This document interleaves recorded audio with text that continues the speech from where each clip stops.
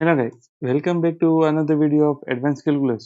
તો મિત્રો આપણે લાસ્ટ લેક્ચરમાં કોન્કેવ અપવર્ડ અને કોન્કેવ ડાઉનવર્ડ્સ રિલેટેડ આપણે એક્ઝામ્પલ જોતા હતા. લાસ્ટ લેક્ચરમાં મેં તમને એક એક્ઝામ્પલ છે હોમવર્કમાં આપ્યો હતો અને આજે એ એક્ઝામ્પલનું સોલ્યુશન તમને એટલે કે આન્સર તમને લખાવીશ.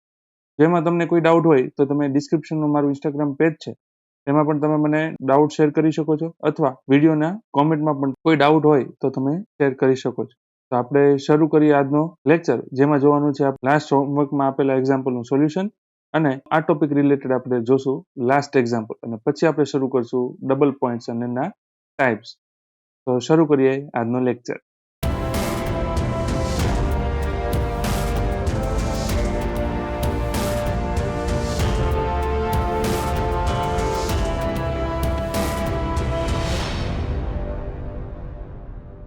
તો આપણો આજનો એક્ઝામ્પલ છે f of x is equal to e raised to minus x into x square plus 3x plus 4. x belongs to r.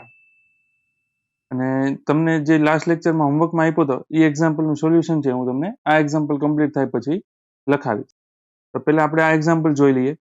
આપણે શું ફાઇન્ડ કરવાનું છે? કોન્કેવ અપવર્ડ અને કોન્કેવ ડાઉનવર્ડ. એની માટે શું જોશે? આપણે સેકન્ડ ઓર્ડર ડેરિવેટિવ. તો પહેલા આપણું આનું ફર્સ્ટ ઓર્ડર ડેરિવેટિવ એટલે કે f ડેશ x ફાઇન્ડ કરીએ. તો f ડેશ x માટે જો આ બે ફંક્શન છે અને વચ્ચે રિલેશન શું છે? મલ્ટિપ્લિકેશન. તો મલ્ટિપ્લિકેશન રૂલ એપ્લાય થશે. તેની માટે ફર્સ્ટ ફંક્શન છે એ કોન્સ્ટન્ટ, સેકન્ડનું ડેરિવેટિવ. સેકન્ડ એટલે આનું ડેરિવેટિવ શું થશે? 2x plus 3 plus second function constant એટલે કે x square plus 3x plus 4 as it is. e raise to minus x નું ડેરિવેટિવ શું થાય? e raise to minus x into -1. -1 છે, અહીંયા -1 લખું. આ છે આપણને ફર્સ્ટ ડેરિવેટિવ મળ્યું. હવે જો આમાંથી પહેલા સિમ્પ્લિફાય કરી દો તો e raise to minus x common આવે છે, તો શું વધ્યું? 2x plus 3 minus x square minus 3x minus 4 is equal to e raise to minus x as it is. 2x minus 3x એટલે એ શું થાય? માઇનસ x પ્લસ 3 માઇનસ 4 એટલે એ -1 minus x square as it is. આ બધામાંથી હું minus common લઈ લઉં તો શું થાય? e raise to minus x x square plus x plus 1. આ શું મળ્યું આપણને? f dash of x. હવે શું કરવાનું? હજી એકવાર ડેરિવેટિવ કરીશ એટલે મને સેકન્ડ ડેરિવેટિવ મળી જશે. f double dash x equal to minus common રાખું છું તો e raise to minus x as it is. ફંક્શનનું ડેરિવેટિવ શું થાય? 2x plus 1 plus x square plus x plus 1 as it is. અને e raise to minus x નું શું થાય? Minus e raise to minus x. અને આ જે માઇનસ છે એ અહીંયા હું સાઇન ચેન્જ કરું છું એટલે આ છે આપણને સેકન્ડ ડેરિવેટિવ મળ્યું. આમાં પણ હું સિમ્પ્લિફાય કરું, માઇનસ એઝ ઇટ ઇઝ. આમાંથી લઉં છું e raise to minus x common, તો શું આવ્યું? 2x plus 1 minus x square minus x minus 1 minus e raise to minus x. શું વધશે? 2x માઇનસ એક્સ એટલે x પ્લસ 1 માઇનસ 1 એટલે 0. અને શું વધ્યું? Minus x square. માઇનસ અંદર મલ્ટીપ્લાય કરી દઉં તો શું થાય? e raise to minus x x square minus x. આ શું મળ્યું આપણને? f double dash of x. કોની માટે? જે આપણને ફંક્શન ગિવન છે એની માટે. આપણું પછીનું સ્ટેપ શું હતું? મારે જોવાનું કે f ડબલ ડેશ એક્સ છે એ ક્યારે 0 થાય છે. For f double dash of x equal to 0 એટલે શું છે? e raise to minus x into x square minus x equal to 0. અને મેં તમને સેકન્ડ લાસ્ટ લેક્ચરમાં કીધું હતું કે એક્સપોનેન્શિયલ ફંક્શન છે એ ક્યારે 0 થાય નહીં, તો આ પણ 0 થશે નહીં. તો આ 0 ન થાય તો કમ્પલસરી આ જ 0 થવું જોઈએ, કારણ કે બે નંબરનું મલ્ટિપ્લિકેશન ક્યારે 0 થાય? બંને 0 હોય અથવા બંનેમાંથી એક 0 હોય. તો આ 0 પોસિબલ નથી, તો ખાલી શું થાય? X square minus x equal to 0. Therefore x square minus x equal to 0. તો ધેરફોર અહીં શું આવશે? X minus 1 equal to 0. આના પરથી x equal to 0 and x minus 1 equal to 0. આના પરથી શું મળ્યું? X equal two 1. તો જો આપણને બે વેલ્યુ મળી એક્સની, કઈ કઈ? 0 અને 1, કે જ્યાં ફંક્શનનું સેકન્ડ ડેરિવેટિવ છે એ 0 થાય. તો ઇન્ટરવલ કયા મળ્યા? x belongs to minus infinity to 0, union 0 to 1, union 1 to infinity. કઈ રીતે?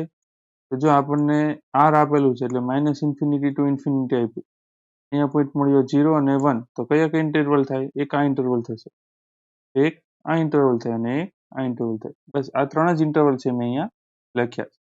તો હવે કેસ વાઇઝ જોઈએ. Case 1,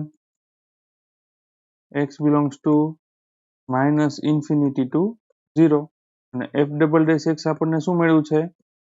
e raised to -x bracket x square minus x. કોઈ પણ એક વેલ્યુ લઈ લો, 0 અને -ઇન્ફિનિટી ની વચ્ચે આવતી હોય. ફોર એક્ઝામ્પલ હું લઉં છું -1, તો આના પરથી f ડબલ ડેશ ઓફ -1 શું થાય? e raised to અહીંયા -1 આવશે, x સ્ક્વેર એટલે કે -1 નો સ્ક્વેર 1 અને x ની જગ્યાએ -1 એટલે આ શું થઈ જાય? +1 is equal to e raised to 1 into 2. e ની વેલ્યુ પણ પોઝિટિવ, 2 ની વેલ્યુ પણ પોઝિટિવ, એટલે આ શું આવે? Greater than 0. therefore function is concave upward in interval -infinity to 0.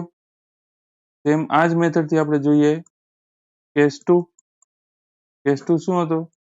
x belongs to 0 to 1. 0 to 1 ની વચ્ચેની કોઈ પણ વેલ્યુ લઈ લો. ફોર એક્ઝામ્પલ લઉં છું x equal to 1/2. આના માટે થશે f ડબલ ડેશ ઓફ 1/2 is equal to e raised to -1/2 bracket 1/2 whole square minus 1/2 is equal to e raised to -1/2. 1/2 નો સ્ક્વેર એટલે 1/4 -1/2. આનું સિમ્પ્લિફિકેશન કરવું એટલે શું થશે? -1/4 એટલે અહીંયા આવશે માઇનસ e raised to -1/2 1/4. અહીંયા જે -1/4 હતી એની સાઇન અહીંયા લીધી. તો આ પોઝિટિવ, આ પણ ઓલવેઝ પોઝિટિવ, પણ બંનેનું મલ્ટિપ્લિકેશન પણ પોઝિટિવ અને અહીંયા સાઇન કેવી આવી? નેગેટિવ, એટલે આ શું થાય? Less than 0. therefore f of x is concave downwards in interval 0,1. હવે થર્ડ કેસ જે આપણને ઇન્ટરવલ મળ્યું હતું, કયું ઇન્ટરવલ હતું? Case 3, x belongs to 1 to infinity. f double dash x is equal to e raised to -x x square minus x. કોઈ પણ value લઈ લો, કઈ લઉં? 2. તો એની માટે f double dash of 2 શું થાય? e raised to -2 2 સ્ક્વેર એટલે 4 minus 2. આ થશે 2 into e raised to -2. આ પણ પોઝિટિવ, આ પણ પોઝિટિવ, તો આ શું આવ્યું? Greater than 0. therefore f of x is concave upward in interval 1, infinity. તો આપણને કોન્કેવ અપવર્ડ છે કે કોન્કેવ ડાઉનવર્ડ એ ખ્યાલ આવી ગયો. હવે શું જોવાનું? Point of inflection. અને પોઈન્ટ ઓફ ઇન્ફ્લેક્શન માટે મારે કોની જરૂર પડશે? યસ, થર્ડ ઓર્ડર ડેરિવેટિવની. તો થર્ડ ઓર્ડર ડેરિવેટિવ પહેલા આપણે ફાઇન્ડ કરીએ. આપણી પાસે શું હતું? f double dash x equal to e raise to -x x square minus x. કોની વાત કરીએ છીએ આપણે? પોઈન્ટ ઓફ ઇન્ફ્લેક્શનની. અહીંયા 4 પોઈન્ટ ઓફ ઇન્ફ્લેક્શન. આના પરથી થર્ડ ડેરિવેટિવ શું મળે? e raised to -x constant. x square minus x નું derivative 2x minus 1 plus x square minus x constant. e raised to -x નું derivative minus e raised to -x. હવે આમાંથી e raised to -x common લઈ લો તો શું થશે? 2x minus 1 minus x square plus x. શું કામ આવું? કારણ કે અહીંયા માઇનસ સાઇન છે એટલે આની સાઇન ચેન્જ થઈ જશે. e raised to -x 2x plus x એટલે 3x minus x square minus 1. તો આ છે મને થર્ડ ડેરિવેટિવ મળે છે. હવે આમાં x equal to 0 મૂકું તો આ 0 એટલે આ 1 થઈ જશે. e raised to 0 એટલે આ શું થયું? 1. આ 0 આ 0 અને -1, તો 1 into -1 એટલે -1. તો આ છે x equal to 0 આગળ શું થાય છે? Not equal to 0. હવે x equal to 1 માટે જોઈએ તો f triple dash of x is equal to, જો અહીંયા 1 મૂકું એટલે e raised to -1 એટલે આ પોઝિટિવ, નોટ ઇક્વલ ટુ 0. અહીંયા 3 થશે, અહીંયા -1, અહીંયા -1 એટલે -2 પ્લસ 3 એટલે 1. 1 into 1 એટલે 1. તો આ પણ શું થશે? Not equal to 0. તો x ઇક્વલ ટુ 0 અને x ઇક્વલ ટુ 1 બંને આગળ મને પોઈન્ટ ઓફ ઇન્ફ્લેક્શન મળશે. therefore જો f double dash of a equal to 0 હોય તો a, f of a છે પોઈન્ટ ઓફ ઇન્ફ્લેક્શન થાય. આની માટે x equal to 0, a equal to શું છે? 0. હવે f of a ની વેલ્યુ ફાઇન્ડ કરવી પડશે. a ઇક્વલ ટુ શું છે? 0. તો ફંક્શનમાં એકવાર 0 મૂકો તો તો ફંક્શન છે એ અહીંયા છે, અહીંયા 0 મૂકું, આ 1 થશે, આ 0 થશે, આ 0 થશે, આન્સર શું આવશે 4. અહીંયા 4 આવ્યું, અહીંયા ઇન્ટુ 1 છે એટલે 4 ઇન્ટુ 1 શું થાય 4. તો આપણને ફંક્શનની વેલ્યુ 0 આગળ શું મળી 4. તો પોઈન્ટ ઓફ ઇન્ફ્લેક્શન શું થશે 0,4. એન્ડ બીજો પોઈન્ટ કયો છે 1. તો 1, હવે x ની જગ્યાએ શું મૂકવાનું 1 મૂકવાનું. તો 1 મૂકો તો અહીંયા થશે e−1. અહીંયા 1, અહીંયા પણ 1, અહીંયા પણ 1 એટલે આની વેલ્યુ 1 + 3 + 4 એટલે આ થશે 8. 8 into e−1 એટલે 8/e. તો પોઈન્ટ શું મળ્યો 8/e. તો અહીંયા મળશે 1,8/e are the point of inflection for x. તો આ ફંક્શન માટે આપણને 2 પોઈન્ટ ઓફ ઇન્ફ્લેક્શન મળ્યા. જેટલા પણ તમને f'(x=0) ના રૂટ્સ મળશે એટલા તમને મેક્સિમમ એટલા તમને પોઈન્ટ ઓફ ઇન્ફ્લેક્શન મળી શકે. તો આ હતો આપણો આ ટોપિક રિલેટેડ લાસ્ટ એક્ઝામ્પલ. તમે આ ટોપિક રિલેટેડ કોઈ બીજા એક્ઝામ્પલ હોય કે જે તમારાથી સોલ્વ ના થતા હોય અથવા એમાં ડાઉટ હોય તો તમે મને ડિસ્ક્રિપ્શનમાં ઇન્સ્ટાગ્રામ પેજની લિંક આપી છે એમાં પણ મને ડાઉટ પૂછી શકો છો અથવા કોમેન્ટમાં પણ મને ક્વેશ્ચન પૂછી શકો છો. તો હવે જતા જે બાકી છે એ લાસ્ટ લેક્ચરમાં જે હોમવર્કમાં એક્ઝામ્પલ આપ્યો હતો એના આન્સર. ક્વેશ્ચન શું હતો f(x=3x⁵ - 40x³ + 2x - 10. આ ફંક્શન હતું અને આપ્યું હતું x∈R. તો આની માટે તમને f'(x) છે એ 0 થાય ત્યારે x ની વેલ્યુ તમને કઈ મળશે -2, 0 અને 2. એટલે જો આ −∞ આ ઇન્ફિનિટી, અહીંયા આવ્યું -2, આ 0 અને 2. ટોટલ કેટલા ઇન્ટરવલ મળ્યા 4. કયા જો એક આ -∞ to -2, એક આ મળશે -2 to 0, એક આ મળશે 0 to 2 અને એક મળશે 2 to ∞. ટોટલ 4 ઇન્ટરવલ મળશે.